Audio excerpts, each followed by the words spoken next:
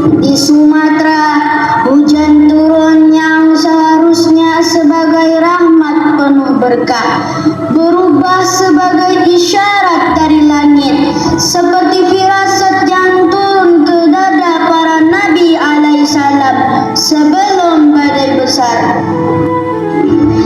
Air bah mengamuk di tengah malam, tanah longsor merobek dalam punggung bukit, desa-desa tertimbun seperti doa-doa yang berhamburan, yang gugur sebelum sampai menyentuh arsy, dan ratusan nyawa kembali kepada Allah Subhanahu wa Ta'ala, Sang Pencipta, dengan cara yang tak pernah mereka duga.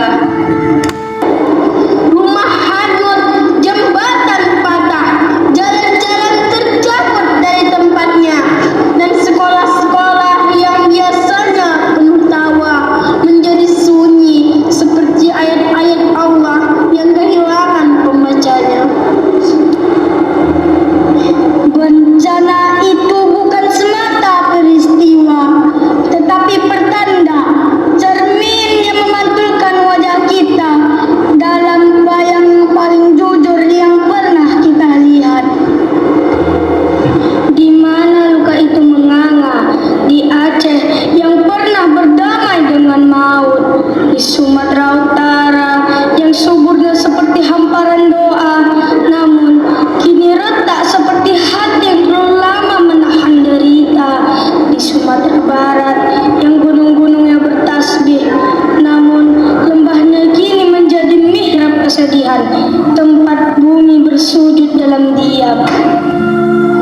Luka itu tidak hanya menganga di tanah, tetapi menganga di angin, di langit, di dada bangsa ini, seperti kabar gaib yang telah diingatkan Tuhan, namun lama kita abaikan. Ia datang ketika manusia sedang sibuk membangun, tetapi lupa mendengar nafas bumi. Ia datang saat hutan ditebang, bukit digerogoti, sungai disempitkan, dan langit kita penuh asap keangkuhan. Ia datang ketika kita merasa bahwa alam adalah milik, bukan titipan.